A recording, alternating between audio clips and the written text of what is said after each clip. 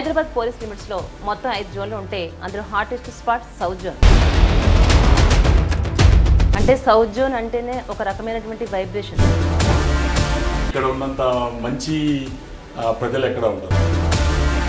అంటే ఇక్కడ శాంతి భద్రతల విషయంలో మీ పాత్ర ఎలా ఉంటుందంటారు? విధి నిర్వహణలో ఎలాంటి సవాళ్ళని మీరు ఎదుర్కొంటున్నారు? ఉద్యోగం అనేది ఒక సవాలు. మాత్రం డ్రగ్స్ కావచ్చు, అలాగే గంజాయి కావచ్చు, ఇట్లాంటి హత్యలు కావచ్చు, ఎన్నో రకాలుగా జరుగుతూనే ఉంటుంది. అసలు కారణం ఏమై ఉండొచ్చు?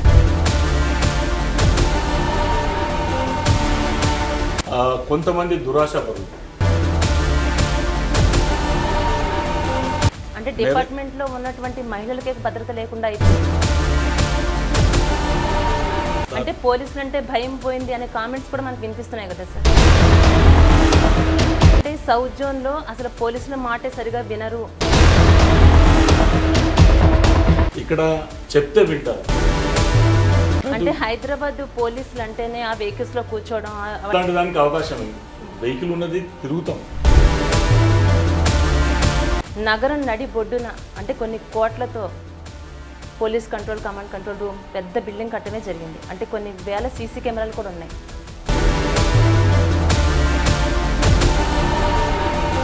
చీమ చుట్టుకుమన్నా ప్రతి ఒక్కటి తెలంగాణలో తెలుస్తుంది అంటున్నారు. లోపాలు చూస్తుంటే ఎన్నో కనిపిస్తున్నాయి. అసలు ఏం జరుగుతుంది తెలంగాణలో? అంటే అధికార పార్టీ వాళ్ళకి కొమ్ములు కాస్తున్నారని. నేను ఇంతవరకు ఏ రాజకీయ నాయకుడి దగ్గరికి వెళ్ళి నేను పోస్టింగ్ అడగలేదు ఇంతవరకు. అని నిజంగా ప్రజలకు రక్షణ కల్పిస్తున్నారంట. సరే, ఈ మధ్యకాలంలో పాత బస్తీలో చూసుకుంటే కనుక హత్యలు కలకలం రేపుతుంది. పోలీసులపై పని ఒత్తిడి పెరుగుతుందంటారు. పని ఒత్తిడి ఏం పెరగదు. ఎవరైనా తప్పు చేస్తే ఇప్పుడు వచ్చిన కొత్త చట్టాల ప్రకారం తప్పించుకోలేదు. సత్ప్రవర్తన పేరుతో చర్లపల్లి జైలు నుంచి అంటే 213 దాని గురించి నేను కామెంట్ చేయకూడదు. నా స్ట్రెచర్ కాదు, నేను కామెంట్ చేయకూడదు.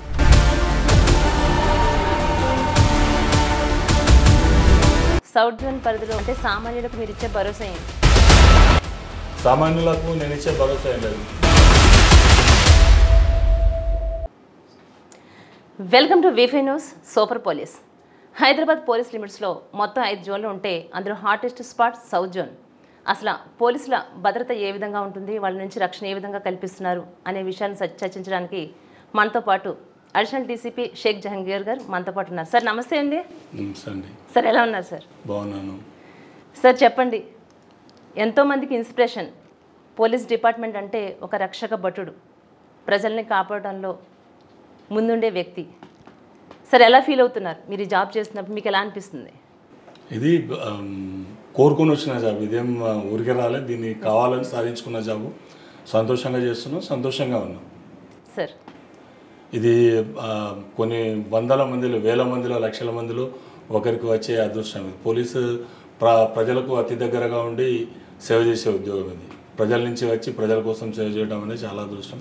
వేరే ప్రభుత్వ ఉద్యోగాలకు కాదు, ఇది అవర్స్ డ్యూటీ కాదు. ఇది 24/7 ప్రజల కోసం పనిచేయటమే మాకు ఉన్నది. అంటే సౌత్ జోన్ అంటేనే ఒక రకమైనటువంటి వైబ్రేషన్. ఇది చాలా సున్నితమైనటువంటి ప్రాంతం అంటారు. అసలు ఎందువల్ల సార్?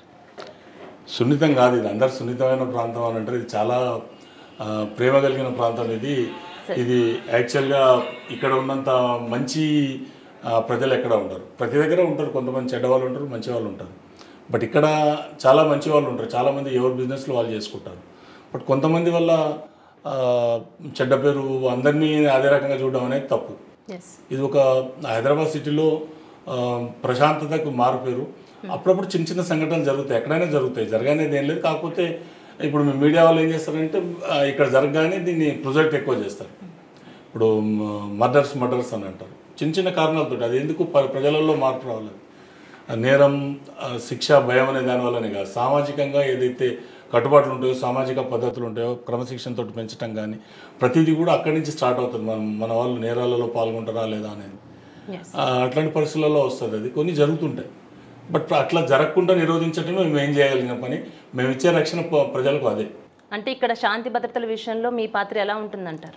శాంతి భద్రతల పాత్ర అనేది మేము సామాజిక కోణంలో ఆలోచిస్తాం. మా సిపి గారు కొత్తకోట శ్రీనివాస్ రెడ్డి గారు వచ్చిన తర్వాత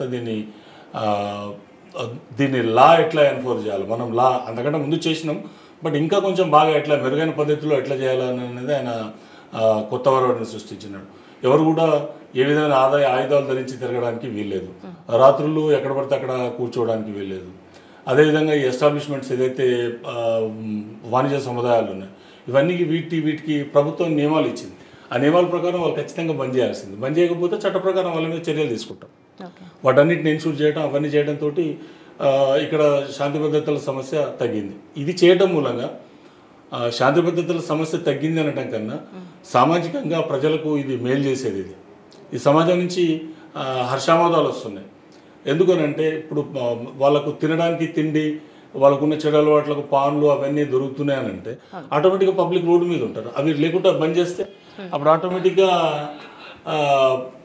వాళ్ళు ఎవరింట్లోకి వాళ్ళు వెళ్తారు. రోడ్ల మీద జులైగా కూర్చోవటం, చెడు సంగత్యాలకు లోన్ కావటం, ఇట్లాంటివన్నీ చేస్తారు. అవన్నీ చేయకుండా ఉండడం కోసం డిజార్మింగ్ ఎక్సైజ్, ఎవరు కూడా ఏ విధమైన ఆయుధాలు ధరించకుండా తిరగడం, చెడ్డ అలవాట్లు కాకుండా రోడ్ల మీద ఉండకుండా ఒక ఆపరేషన్ కార్డన్ అని పెట్టడం, ఇట్లాంటి వాటితో ప్రజలలో మార్పు తీసుకురావడానికి ట్రై చేస్తున్నాం. మేము మాతో పాటు ఇక్కడ ఉన్న వివిధ వర్గాలను కూడా కలుపుకొని చేస్తున్నాం. ఇది ఏంటంటే ఇది మనం నేరాన్ని నిరాధించడమే కాదు, సామాజికంగా ఒక చైతన్యం తీసుకొచ్చి ప్రజల్ని వాళ్ళు ఇన్వాల్వ్ చేసి అది చేయాలన్న సంకల్పం మా సిపి గారిది. మేము వారి ఆదేశాల మేరకు మాకున్న ఇంట్రెస్ట్ మేరకు కలిపి మేము పనిచేస్తున్నాం. ఇక్కడ చాలా మంచి పబ్లిక్ ఉన్నారు. పబ్లిక్ ఇక్కడ సున్నితమైన ప్రాంతం అంటే ఇది సున్నితం ఏం ఉండదు. చాలా మంచిగా ఇక్కడ అన్ని వివిధ రకాల కులాలు, మతాలు, జాతులు చాలా ఉన్నాయి. ఇది మినీ ఇండియా. ఇది ఇక్కడ ప్రతి ఒక్కరు కూడా చాలా బాగా కలిసి ఉంటారు. అన్నదమ్ములు బాగా కలిసి ఉంటారు. అలాగే మీ విధి నిర్వహణలో ఎలాంటి సవాళ్ళని మీరు ఎదుర్కొంటున్నారు? సవాల్ అనేది ఏం లేదు. రోజు ఉద్యోగం అనేది ఒక సవాల్. ఇది 24 గంటలు ఉద్యోగం కోసం ఆలోచించడం ఒక పెద్ద సవాల్. ఫ్యామిలీని, పిల్లలను, వాటన్నిటిని వదిలేసి మన కోసం మనము ఉద్యోగానికి న్యాయం చేయటమే మా ముందర ఉన్న సవాల్. అది చేయలేని పరిస్థితులలో మేము ఫీల్ అవుతాం. అది చేయడానికి ట్రై చేస్తున్నాం. అలాగే డ్రగ్స్ రహిత నగరంగా చేయాలని ముఖ్యమంత్రి కూడా పదే పదే చెప్తూనే ఉంటున్నారు. కానీ చూసుకుంటే మాత్రం డ్రగ్స్ కావచ్చు, అలాగే గంజాయి కావచ్చు, ఇట్లాంటి హత్యలు కావచ్చు, ఎన్నో రకాలుగా జరుగుతూనే ఉంటున్నాయి. అసలు కారణం ఏమై ఉండొచ్చు అంటారు? ఇది కొంతమంది దురాశపరులు, వాళ్ళకు డబ్బు కోసం వాళ్ళెవరో తెచ్చి ఇవ్వటం, ఈ పిల్లలు ఇట్లా రోడ్ల మీద కూర్చోవటం, చిన్న చిన్నగా అలవాటైంది. అది వ్యసనం ఒకసారి మొదలైందనంటే అది ఎంత దూరమైనా తీసుకొని వెళ్తుంది. సో చెడు వ్యసనాలు బానిసైన తర్వాత ఆ చెడు వ్యసనాలు తీర్చుకోవడం కోసం డబ్బు అవసరం. దొంగతనం చేయొచ్చు, లేకపోతే ఇంకా వేరే రకంగా నేరాలకు పాల్పడవచ్చు, అవన్నీ జరుగుతాయి. అవన్నీ జరగాలంటే ముందు రోడ్ల మీద కూర్చుంటారు వీళ్ళు. చెడు సంగతి వాళ్ళ కలవకుంటనే చేయగలిగితే వీటిని ఆపొచ్చు కదా. అది మొదటి మార్గం. రెండవది, మన సిపి గారు ఈ ప్రభుత్వం వచ్చిన తర్వాత ప్రభుత్వం ఏదైతే చెప్పినదో దానికి పోలీస్ శాఖ ఎప్పుడు కూడా ముందుండి ఇప్పుడు ఈ గాంజాయి ప్లస్ ఈ వైట్నర్ కానీ టాబ్లెట్స్ కానీ ఇవన్నీ లేకుండా మేము ప్రయత్నం చేస్తున్నాం. మేము ప్రయత్నం చేయటం కాదు, ఇది సమాజానికి పట్టిన చెడు. ఈ సమాజం నుంచి ప్రతి ఒక్కరు ముందుకొచ్చి అది సామాజిక బాధ్యతగా తీసుకోవాలి. వాళ్ళు ముందుకొచ్చి మాకు ఇన్ఫర్మేషన్ ఇవ్వాలి. కొన్నిసార్లు వస్తుంది, ఇంకా కొంచెం పెరగాల్సిన అవసరం ఉంది. సార్, అలాగే ఫ్రెండ్లీ పోలీసింగ్గా ఉండాలని ముఖ్యమంత్రి చెప్తూనే ఉన్నారు. అలాగే ఉన్నత పోలీసు అధికారులు కూడా చెప్తూనే ఉన్నారు.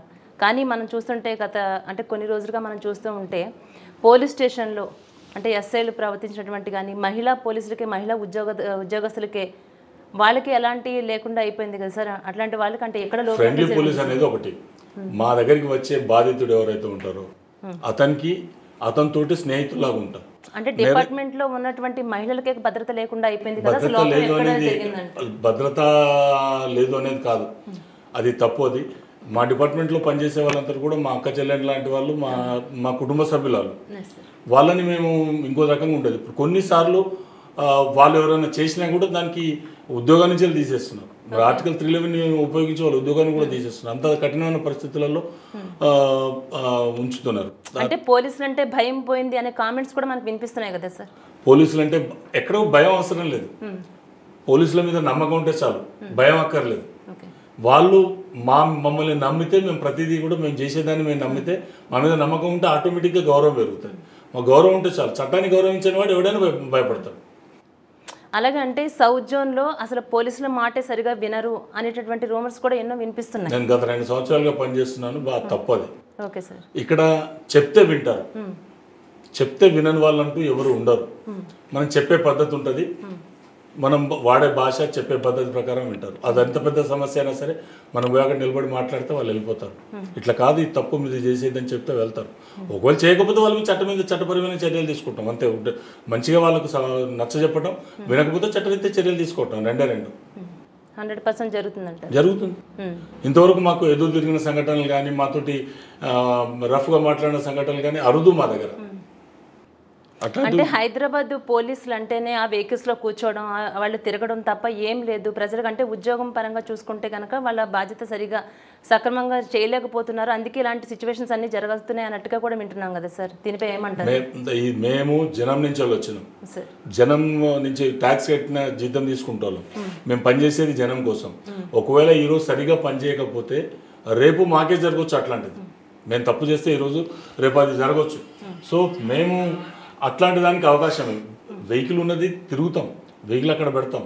అట్ ద సేమ్ టైం ఏంటి, అక్కడ కొన్ని పాయింట్స్ ఉంటాయి, మాకు లర్కింగ్ పాయింట్స్ ఉంటాయి, అక్కడ వెహికల్ పెట్టుకుంటాం, మిగిలిన వాళ్ళు కానిస్టేబుల్ తిరుగుతుంటారు. అది వెహికల్లో కూర్చోవటం అనేది ఉండదు. వెహికల్లో కూర్చోవడం అనేది అతి తక్కువ. తిరుగుతాం. పెట్రో కార్ ఉంటుంది, బ్లూ కోట్ ఉంటుంది, వాళ్ళకు ఒక్కొక్క ఏ సమయంలో ఎక్కడెక్కడ ఉండాలని నిర్దిష్ట సమయాలు కేటాయిస్తారు. వాళ్ళు ఏమేమి పనులు చేయాలో ఒక నిర్దిష్టమైన డైలీ వారి షెడ్యూల్ ఉంటుంది. ఇలాంటి సమస్యలు వచ్చినప్పుడు ఇలాంటి కామెంట్స్ అయితే వినిపిస్తున్నాయి కదా సార్. విమర్శించే వాళ్ళకు మేము ప్రతి ఒక్కరికి సమానం చెప్పలేము. కొన్నిసార్లు తప్పులు జరుగుతాయి, మా వాళ్ళు కూడా కూర్చునే వాళ్ళు లేరు అని నేను అన్ను. ఉన్నా ఒకవేళ అది మేము పట్టించుకున్నప్పుడు పట్టుకున్నప్పుడు వాళ్ళని సరిదిద్దడానికి క్రమశిక్షణ చర్యలు తీసుకుంటూనే ఉన్నాం, మేము చక్కదిద్దుతూనే ఉన్నాం, మేము వాళ్ళని చేస్తూనే ఉన్నాం. అది కానీ అట్లాంటివి చాలా అరుదుగా జరుగుతాయి. నగరం నడి బొడ్డున అంటే కొన్ని కోట్లతో పోలీస్ కమాండ్ కంట్రోల్ రూమ్ పెద్ద బిల్డింగ్ కట్టడమే జరిగింది. అంటే కొన్ని వేల సీసీ కెమెరాలు కూడా ఉన్నాయి.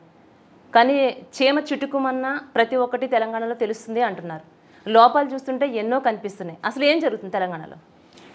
నేను తెలంగాణ మొత్తం అయితే చెప్పలేను, మా జోన్ గురించి చెప్పగలను. మా జోన్లో ప్రస్తుతం పరిస్థితులు అనేటివి బాగున్నాయి. చిన్న చిన్న సంఘటనలు జరిగినాయి. ఏది జరగకపోతే పోలీసు అక్కర్లేదు, ఏది జరగకుండానే నిరోధిస్తాం. మేము ఉన్నది నిరోధిస్తున్నాం. కొన్నిసార్లు మాకు తెలియకుండా కూడా జరగవచ్చు. క్షణికావేశంలో కొన్నిసార్లు జరుగుతుంది. మనకు మర్డర్ అయింది, అది క్షణికావేశంలో 3,000 రూపాయల కోసం జరిగిన, ఎప్పుడు ఇస్తావు డబ్బులు అన్న దాంట్లో జరిగిన మర్డర్ అది. దాంట్లో పోనీ ఇంకా కక్షలు కార్పుణ్యాలతో ఫ్యాక్షనిజం లాంటి హత్యలు లాంటి వెంటనే మనం వేరే రకంగా అనుకుంటాం. బట్ ఇవి కావాలి. చిన్న చిన్న విషయంతో మొదలై పెద్దగా జరిగిన సంఘటన అది. సో అట్లాంటివి జరగకుండా కూడా మేము నిరోధించే చర్యలు తీసుకుంటున్నాం. ఆ రోజు కూడా సంఘటన జరిగిన 5 నిమిషాల లోపల పోలీసులు వచ్చేసినారు అక్కడికి. ఇప్పుడు కెమెరాలు అన్ని కెమెరాలు అక్కడికి అనుసంధానం ఉన్నాయి. కొన్ని కెమెరాలు పోలీస్ స్టేషన్కి ఉంటాయి, కొన్ని కెమెరాలు కమాండ్ కంట్రోల్కి ఉంటుంది. అందరికంటే ముందు కెమెరాల కంటే కూడా మాకు ప్రజలు సహకరించి ఎప్పటికప్పుడు సమాచారం ఇచ్చి వాళ్ళు ఇచ్చిన సమాచారం మేరకు మేము యాడ్ చేస్తున్నాం. దాని మీద ప్రజలకు న్యాయం చేయడం కోసం మేము మా మీద నమ్మకం ఉంది, వాళ్ళు చెప్తున్నారు, మేము చేస్తున్నాం. చిన్న చిన్న సంఘటనలు జరిగినప్పుడు ఏంటంటే విమర్శిస్తారు. నేను చెప్పేది ఒకటి, ప్రజలందరికీ చెప్పేది ఏంటంటే, నేను ఎక్కడో చదివినాను, కప్పిపుచ్చేది కవిత్వం, విప్పి చెప్పేది విమర్శ. అది సద్విమర్శ అయితే అందరికి మంచిది. విమర్శ చేయండి, కానీ సద్విమర్శ చేయండి. ఏది పడుతుంది చిన్న సంఘటన కూడా పెద్దగా చేస్తే వేరే వాళ్ళు భయపడతారు కదా, అట్లా ఉండకూడదు సార్. అలాగే దందాలు, మధ్యస్థాలు అంటే చీటింగ్ చేసే వాళ్ళకి పోలీసు వాళ్ళు సపోర్ట్ చేస్తారు అని అంటున్నారు. అంటే ఇందులో వాస్తవం ఎంత ఉంటుందంటారు? నా దృష్టికి అయితే రాలేదు అట్లాంటివి జరిగితే. మరీ పర్టికులర్గా చెప్పాలంటే మా సిపి కొత్తకోట శ్రీనివాసరెడ్డి గారు వాళ్ళని మాత్రం ఎవరిని వదిలిపెట్టరు. ఆయనకు తెలిసినా కూడా వదిలిపెట్టాడు నాకు తెలిసి. అట్లాంటి ఆఫీసర్ దగ్గర పనిచేసి ఇట్లాంటివి చేస్తారు అని అయితే నేను అనుకోను. అది ఆ విమర్శకు నేను నిజమని అయితే నేను ఏకీభవించాను. సత్ప్రవర్తన పేరుతో చర్లపల్లి జైలు నుంచి అంటే 213 దాని గురించి నేను కామెంట్ చేయకూడదు, నా స్ట్రెచర్ కాదు, నేను కామెంట్ చేయకూడదు. సార్ అలాగే పోలీస్ డిపార్ట్మెంట్లోకి ఎంతోమంది యువత రావాలి అని అనుకుంటున్నారు, వాళ్ళకి మీరు ఇచ్చే సజెషన్? నేను ఒక పేద కుటుంబం నుంచి వచ్చినాను. నేను నల్గొండ జిల్లాలో చదువుకొని పేద కుటుంబం నుంచి నేను ఇక్కడ దాకా వచ్చినాను, ఈ స్థాయి దాకా వచ్చినాను. నువ్వు కరెక్ట్గా పనిచేస్తే, నువ్వు సరిగ్గా పనిచేస్తే రెండు. ఒకటి మనం వచ్చిన క్లాస్ ఇది, పూర్ క్లాస్ నుంచి వచ్చిన రిచ్ క్లాస్. పోలీసులో వచ్చే వాళ్ళందరూ కూడా దాదాపు పేద కుటుంబాల నుంచి వస్తారు.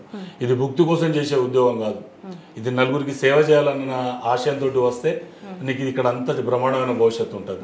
నేను కేవలం డబ్బులే కావాలని అనుకుంటే ఈ ఉద్యోగం చేయలేదు. అది ఒక ఆశయంతో వచ్చి చేయాల్సిన ఉద్యోగం. ప్రతి ఒక్కరు కూడా, ఇంకోటి పోలీసులకు వచ్చిన వాళ్ళు ఎవ్వరు కూడా కోరుకునే వచ్చినారు, ఎవరిని బలవంతంగా తీసుకొని రాలేదు. This is our choice not chance. So we are enjoying job, we will enjoy the job. ఇంకొక ప్రశ్న అడుగుతాను సార్, అంటే అధికార పార్టీ వాళ్ళకే కొమ్ములు కాస్తున్నారని ఇలాంటి ఆరోపణలు కూడా వినిపిస్తున్నాయి. అంటే ప్రతిపక్ష పార్టీ వాళ్ళు ఎవరైతే ఉన్నారో వాళ్ళు పోలీసులపై కామెంట్స్ చేస్తున్నారు, అధికార పార్టీ వాళ్ళకి కొమ్ములు కాస్తున్నారని. నేను ఇంతవరకు ఏ రాజకీయ నాయకుడి దగ్గరికి వెళ్ళి నేను పోస్టింగ్ అడగలేదు ఇంతవరకు. నా గురించి తెలుసుకోండి, నేను ఎక్కడికి అడగలేదు. అంటే సాధారణంగా ఇలాంటి కామెంట్స్ వచ్చేటప్పుడు ఎట్లాంటి సమాధానం? ఆధారాలు ఉండే కొన్ని నిజం కావచ్చు, అబద్ధం కావచ్చు, నేను దాని మీద నేను కామెంట్ చేయలేను. బట్ నేనైతే ఇంతవరకు ఏ రాజకీయ నాయకుడిని ఆశించలేదు, ఎవరి దగ్గరికి వెళ్ళను. ఎవరైనా ఏదైనా ఫోన్ చేసినా పని చేయగలిగింది వాళ్ళ దాంట్లో వాళ్ళు అడిగిన దాంట్లో కరెక్ట్ ఉంటేనే చేస్తాను, లేకుంటే చేయను. అలాగే పబ్లిక్ సర్వెంట్ అంటారు మిమ్మల్ని, రక్షక భటుడు అంటారు మిమ్మల్ని, కానీ నిజంగా ప్రజలకు రక్షణ కల్పిస్తున్నారంటారు. రక్షణ కల్పించకపోతే సమాజం ఇంత ప్రశాంతంగా ఎందుకు ఉంటుంది? రక్షణ కల్పిస్తేనే కదా ఇంత ప్రశాంతంగా ఉండేది. ప్రజల సంతోషాలలో, దుఃఖాల్లో అన్నింటిలో మేము పంచుకుంటున్నాం కదా. ప్రతిదానికి బందోబస్తు చేస్తున్నాం, ప్రధానికి చేస్తున్నాం. ప్రతి ఒక్కరికి నీకు స్వేచ్ఛ ఉన్నది కదా అని చెప్పి దాన్ని దుర్వినియోగం చేస్తేనే ప్రాబ్లం అవుతుంది. ప్రతి ఒక్కరు మనం ఆ స్వేచ్ఛని దుర్వినియోగం చేయకుండా సమాజం ఒకటే గుర్తుపెట్టుకోవాలి, జనం మనం జనం, జనహితమే మమతం. ప్రతి ఒక్కరం కూడా మనం నలుగురికి అన్యాయం చేయకుండా నేను బ్రతకగలుగుతానని ప్రతి ఒక్కరు అనుకుంటే దానికి ఎవరికి నేరాలు ఉండవు, ఏది ఉండదు. మార్పు రావాల్సిన అవసరం ఉంది. రాత్రులు నిద్రగాయటం మూలంగా సామాజిక పరంగా, ఆరోగ్యపరంగా కూడా మనకు డాక్టర్లు కూడా చెప్తారు, మనకు రాత్రి పగలు వ్యవసాయం ఎందుకు, పగలంతా పనిచేసి రాత్రంతా రెస్ట్ తీసుకోవడం కోసం. ఒకవేళ రాత్రులు జులాయిగా తిరుగుతూ రోడ్ల మీద కూర్చుంటే నీకు ఆరోగ్యం చెడిపోతుంది, బీపీ పెరుగుతుంది. బీపీ పెరిగితే సరైన ఆలోచనలు తీసుకోరు, నీకు రక్తపోటు వస్తే సరైన ఆలోచనలు నిర్ణయం తీసుకోలేరు. అప్పుడు చిన్న చిన్న వాటికి కోపం చేసుకోవడం, కక్షల కార్పణ్యాలు ఏర్పడడం, ఒకరికొకరు కొట్టుకోవడం జరుగుతుంది. నేను చెప్పేది ఏంటంటే పగలు పనిచేయండి, రాత్రి రెస్ట్ తీసుకోండి, ఆరోగ్యంగా కాపాడుకోండి. సరే, ఈ మధ్యకాలంలో పాత బస్తీలో చూసుకుంటే కనుక హత్యలు కలకలం రేపుతున్నాయి. ఒకటే జరిగింది, హత్యలు ఒకటే హత్య. ఎలా నియంత్రిస్తారు వీటిని? నియంత్రించడానికి ఒకటే, ఇదివరకు ఏదైతే అసాంఘిక శక్తులు ఉన్నారో వాళ్ళ మీద నిరంతరంగా నిఘా పెడుతున్నాం. ప్లస్ మా పెట్రోలింగ్ ఇంటెన్సిఫై చేసినాం. అదేవిధంగా మేము గతంలో ఏదైతే నేరాలు జరిగినాయో నేరాలు వాటి మీద విశ్లేషించి వాటిని మళ్ళీ జరగకుండా చర్యలు తీసుకుంటున్నాం నిరంతరం. మత పెద్దలు కూడా దీని మీద వాళ్ళతో కూడా మేము అన్ని మతాలతోటి కూడా మేము చర్చిస్తున్నాం. వాళ్ళు వీలున్నప్పుడు ఈ ప్రవచనాలు చెప్పడం కానీ, లేకపోతే మసీదులలో బయాన్ ఇచ్చేటప్పుడు కానీ దాని గురించి చెప్పేటట్లు కూడా మేము చర్యలు తీసుకుంటున్నాం. అది చేస్తున్నాం. మా సిబి గారు అవన్నీ కూడా మాకు దశాదిశ నిర్దేశం చేసినారు, దాంట్లో మేము చేస్తున్నాం. సార్, అలాగే ఈ కొత్త చట్టాల నేపథ్యంలో పోలీసులపై పని ఒత్తిడి పెరుగుతుందంటారా? పని ఒత్తిడి ఏం పెరగదు, నాణ్యమైన పరిశోధన జరుగుతుంది. ఏం లేదు, 94% సేమ్ పాత చట్టాలే, ఒక 6% మారింది. ఆ 6% మాకు కొత్తగా ఏదైతే మాకు ఇదివరకు ఉన్నదో దాన్ని ఇంకో రూపంలో ఇచ్చినారు. అది ఖచ్చితంగా చేయాల్సింది. చేస్తే అది నేర పరిశోధనకు బలం చేకూర్చేది. అది నేర పరిశోధనకు బలం చేకూర్చటం అది అంటే దానికి శిక్షలు పెరుగుతాయి. రేపు ఎవరైనా తప్పు చేస్తే ఇప్పుడు వచ్చిన కొత్త చట్టాల ప్రకారం తప్పించుకోలేరు. సరే, అయితే మీరు చెప్పిన ప్రకారం అంటే ప్రస్తుతం సౌజన్ ప్రశాంతంగానే ఉందని మీరు అనుకుంటున్నారా? నేను అనుకోవటం కాదు, ప్రశాంతంగా ఉంటుంది. ఇప్పుడు రేపు రాబోతున్న మొహరం కానీ, బోనాలు కానీ, ఇవన్నీ ప్రజల ఐకమత్యంతో ప్రశాంతంగా జరుపుకుంటారు. మాకు ఆ నమ్మకం ఉంది, ప్రజల మీద మాకు నమ్మకం ఉంది. మా బందోబస్తు ఏర్పాట్లు, విస్తృత బందోబస్తు ఏర్పాట్లు చేస్తాం. మా సిపి గారు ఎప్పటికప్పుడు నిరంతర పర్యవేక్షణ చేస్తారు. మంచిగా జరుగుతుంది, ఏముండదు. అలాగే ఉగ్రవాద కార్యకలాపాలపై అంటే నిరంతరం కూడా నిఘా కొనసాగుతూనే ఉంటుందంటారు? అది మా విధి నిర్వహణలో ఒక భాగం. నిఘా పెట్టడం అనేది ఒకసారి బంద్ చేయడం, ఒకసారి బంద్ చేయకపోవడం ఉండదు. మాకు నిఘా పెట్టినప్పుడు కొన్నిసార్లు సమాచారం రావచ్చు, రాకపోవచ్చు. బట్ మా నిఘా అనేది 24 గంటలు కొనసాగుతుంది. దేనికి సంబంధించిన విభాగాలు దానికి ఉంటే చేస్తూనే ఉంటారు. అలాగే త్వరలోనే జిహెచ్ఎంసీ ఎలక్షన్స్ కూడా రాబోతున్నాయి. అంటే ముందు జాగ్రత్తలుగా ఎలాంటి చర్యలు మీరు చేపట్టబోతున్నారు? ఇంకా చాలా దూరం ఉంది అది. మనము ఎప్పటికప్పుడు ప్రతిరోజు ప్రశాంతంగా గడవడానికి ఏ విధంగా నేరాలు జరగకుండా నిరోధించలే ప్రతిరోజు మా ముందున కర్తవ్యం. ఎలక్షన్ రావచ్చు, రాకపోవచ్చు, ప్రతిరోజు కూడా ప్రశాంతంగా ఉండాలి. ప్రజలు ప్రశాంతంగా వాళ్ళు భద్రతా భావంతో పడుకుంటే చాలు. సార్, చివరిగా ఒకటి చెప్పండి, సౌత్ జోన్ పరిధిలో అంటే సామాన్యులకు మీరు ఇచ్చే భరోసా ఏంటి? సామాన్యులకు నేను ఇచ్చే భరోసా ఏం లేదు. మేమున్నాం, మీ భద్రత కోసం మేమున్నాం, మేము పనిచేస్తాం. అదేవిధంగా మీరు ఏదైనా సమాచారం తెలిస్తే మాకు సమాచారాన్ని ఇవ్వండి. మాకు డైరెక్ట్గా ఇవ్వటం మీకు ఇష్టం లేకపోతే డయల్ 100 ఉంది, 100 నెంబర్కి ఇవ్వండి. మీ సమాచారాన్ని ఇచ్చిన వాళ్ళది గోప్యత ఉంటుంది, వాళ్ళ వివరాలు కూడా బయటికి రావు. ఈ అసాంఘిక శక్తులు కానీ, లేకపోతే ఈ గాంజా అమ్మేటోళ్ళు కానీ, వైట్నర్ టాబ్లెట్స్ ఇవన్నీ అమ్మేటోళ్ళు, లేదా ఎక్కడ నుంచి అల్లరి చిల్లరగా తిరిగి నేరాల పాల్పడేవాళ్ళు, వీళ్ళ గురించి ఏ విధమైన సమాచారం ఉన్నా మీరు అందిస్తే దాని మీద ఎప్పటికప్పుడు మేము పనిచేయడానికి పోలీసు సిద్ధంగా ఉంది. కొన్నిసార్లు మాకు సమాచారం రాకపోతే, అందుకే నేను ప్రజలకు విజ్ఞప్తి చేసేది ఏంది, మీ భద్రత కోసం మేము ఉన్నాం, మేము చేస్తాం, నిరంతరం పాటుపడతాం. మీరు మాకు సహకరించండి, సమాజాన్ని ప్రశాంతంగా ఉంచడానికి మీరు కూడా సహాయం చేయండి. సార్, మీ దృష్టిలో హైదరాబాద్ జోన్లో క్రైమ్ రేట్ ఎక్కువగా ఉన్నటువంటి జోన్ ఏమనుకుంటున్నారు మీరు? నాకు నా జోన్ గురించి తెలుసు, మిగిలిన జోన్ల గురించి నేను ఆలోచించాను కదా. దరిదాపు హైదరాబాద్ సిటీలో క్రైమ్ అయితే తగ్గింది, గతంలో పూచుకుంటే క్రైమ్ చాలా తగ్గింది. అది కొనసాగిస్తాం, ఇంకా కూడా తగ్గించడానికే ట్రై చేస్తున్నాం. వాళ్ళు ఎవరైనా తప్పు చేసి వాళ్ళు నేరం చేస్తే వాళ్ళని వదిలిపెట్టేది లేదు. వాళ్ళు ఎంత పెద్దోళ్ళైనా మేము వాళ్ళు ఇమీడియట్లీ రిమైండ్ చేస్తున్నాం, బయటకు రాకుండా చూస్తున్నాం. అవసరమైతే మా సిపి గారు పీడీ యాక్ట్ పెడతారు. వాళ్ళందరూ కూడా సమాజాన్ని ప్రశాంతంగా ఉంచే చర్యలే తీసుకుంటాం. సార్, మీ ఎంతో వాల్యుబుల్ సమయాన్ని మా కోసం కేటాయించినందుకు చాలా సంతోషం సార్. అసలు నేను పర్సనల్గా మీ పర్సనల్ విషయాలు కూడా నేను ఈరోజు ఇంటర్వ్యూ తీసుకుందాం అనుకున్నాను. మీ బిజీ షెడ్యూల్లో నాకు ఇంత టైం ఇచ్చినందుకు చాలా సంతోషంగా ఉంది sir. Once again thank you so much sir. Thank you so much.